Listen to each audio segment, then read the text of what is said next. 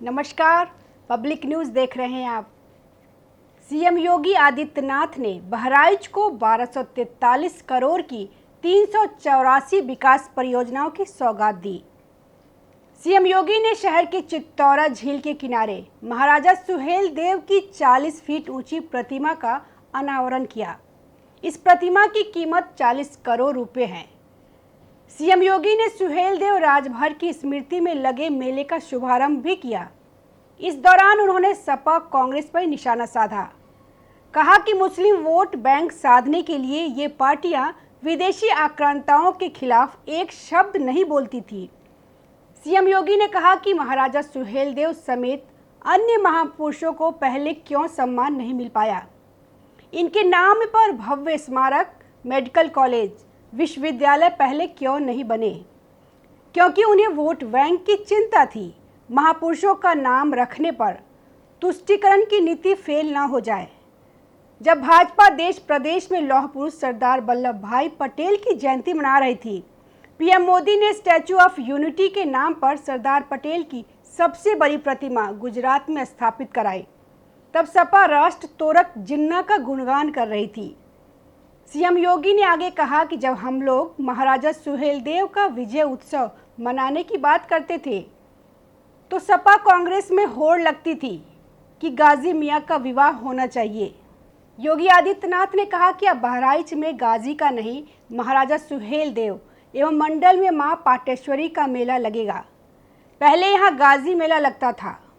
बहराइच में, संभल में और आसपास के भी जिलों में लगता था, जिसको नेजा मेला कहते थे। आप समझ सकते हैं कि कांग्रेस और समाजवादी पार्टी हमें किस संस्कृति की ओर ले जा रही थी। नेजा का मतलब है दुश्मन के इलाके में अपना झंडा गाड़ना। जब आक्रमणकारियों का हमारे देश में उसका मेला लगता था, उसका जश्न मनाते थे। इससे साफ पता चलता है कि जो गुलामी की मानसिकता है उसको हमने सामान्य स्थिति मान लिया। हम उसके अधीन हो गए, उसको हमने अपने जीवन शैली में अपना लिया।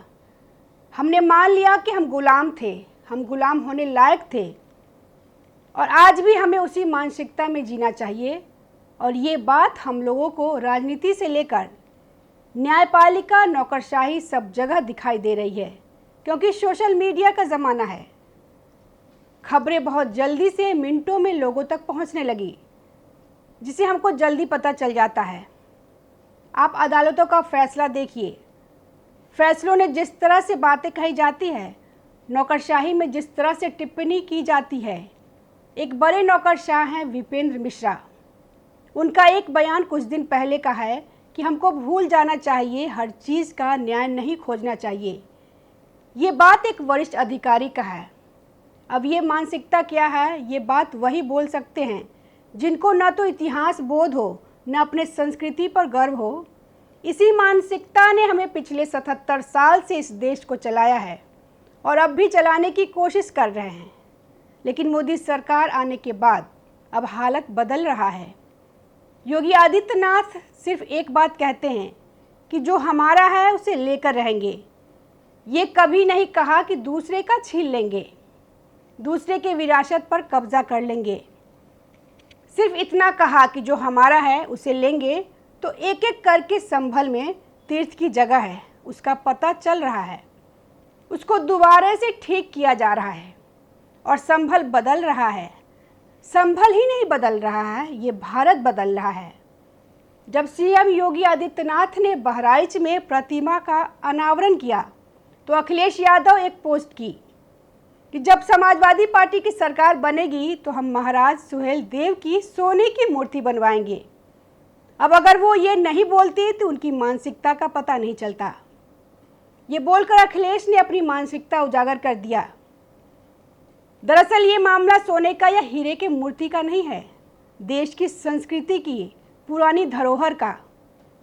अखिलेश यादव को अभी तक समझ नहीं आ रहा है कि ये सिर्फ अखिलेश यादव की बात नहीं है, ये पूरे विपक्ष को समझ नहीं आ रहा है कि विरासत कितना बड़ा मुद्दा है। ये भारतवासियों के दिल में है, इसलिए बीजेपी को लगातार समर्थन मिल रहा है। जब तक बीजेपी के विरोधी को यह बात समझ में नहीं आएगा, तब तक विपक्ष का यही हाल रहेगा। बीजेपी का सीट तो ऊपर नीचे होता रहेगा, लेकिन वोट ऑफ परसेंटेज में कभी कमी नहीं आएगी। नमस्कार। ताज़ा खबरों से जुड़े रहने के लिए हमारे चैनल को सब्सक्राइब करें और बेल आइकन को दबाना ना भूलें ताकि हर खबर की नोटिफिकेशन आपको मिलती रहे।